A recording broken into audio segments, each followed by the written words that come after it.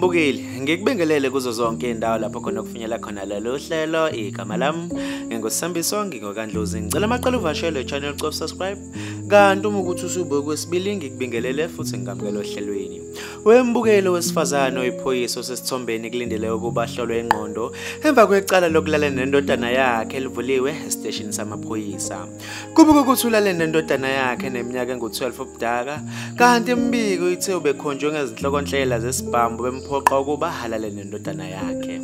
Kubuka ukuthi lo mama uyalela umfundisi odabuka eNigeria ukuba uqalekisiwe indlela yokukhipha lesiqalekiso ukuba alale nendodana yakhe. Ubese umfundisi yamsongela lo wesimama ukuba akhokhe imali ethize ukuze angayidedeli ividiyo yakhe yocansi nendodana yakhe. Kanti lo wesifazane wale waphetha ukhokha leyo mali. Kanti wembukeli khona ividiyo ephutshukile la kubonakala lo mama Mbumbulu enza ucansi ephindelela izifihla ngesandla naye ehluleka nakuzibamba. Bekuyizona ke lezi bengikuphathele zona kuleli hora. Ngizocela ubeke uvo lwakho ku-comment section mayelana nalolu daba. Ngizokubona kwenye ividiyo elandelayo. Sale kahle.